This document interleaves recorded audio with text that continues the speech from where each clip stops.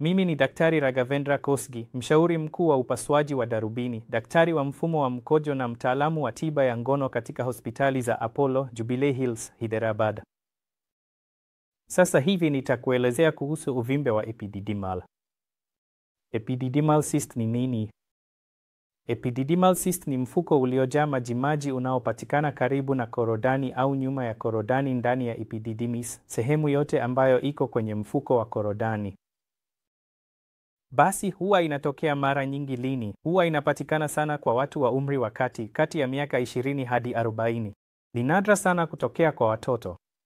Je, unapaswa kuwa na wasiwasi kuhusu uvimbe wa epididymal? Mara nyingi uvimbe huu wa epididymal huwa sio hatari. Hii inamaanisha kuwa sio saratani. Hakuna haja ya kuwa na wasiwasi kuhusu uvimbe huu. Basi, tunawezaje kugundua uvimbe huu?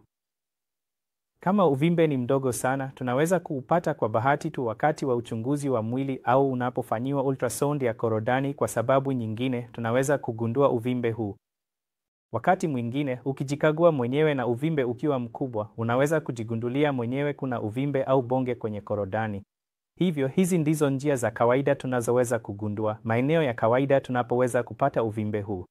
Lakini ni lini unapaswa kumwona daktari kuhusu uvimbe huu wa epididymal?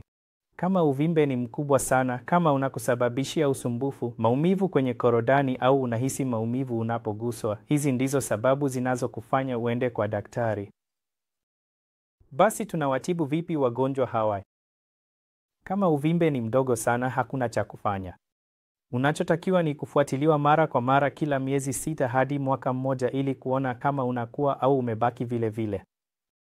Kwa hiyo kama inasababisha dalili, kama inakuumiza, hapo ndipo ambapo kama uvimbe ni mkubwa, tiba bora kabisa ni kuondoa uvimbe huo wa epididymal kwa upasuaji wa kisasa wa microsurgical. Hiyo ndiyo tunaita epididymal cystectomy, yaani upasuaji wa kuondoa uvimbe wa epididymal. Kuna njia nyingine ambapo maji yanaweza kutolewa kwa kutumia sindano, lakini hiyo ni ya muda tu, kwani uvimbe utarudi tena na maji yataendelea kujikusanya. Watu wengine wanaweza kupendekeza sclerotherapy, lakini hiyo siyo tiba bora kabisa kwa sababu kila tunapofanya sclerotherapy kuna uwezekano wa kuharibu epididymis. Je, hizi cysts za epididymal zinaweza kusababisha utasa? Kwa wagonjwa wengi, cysts za epididymal ni salama na hazisababishi utasa wowote. Kuna aina maalum ya uvimbe tunayoita spermatocoel. Hii ni aina ya uvimbe wa epididymal ambapo mbegu za kiume zinapatikana ndani ya uvimbe huo na wakati mwingine inaweza kusababisha kuziba. Vinginevyo, cysts za epididymal zenyewe hazihusiani na matatizo yoyote ya uzazi. Je, cyst ya epididymal inaweza kusababisha tatizo lolote la ngono? Hapana. Swali lingine, cyst ya epididymal, je, ni saratani ya korodani?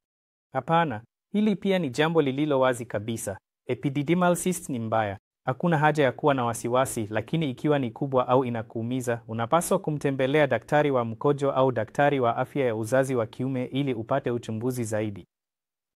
Asante. Nzuri.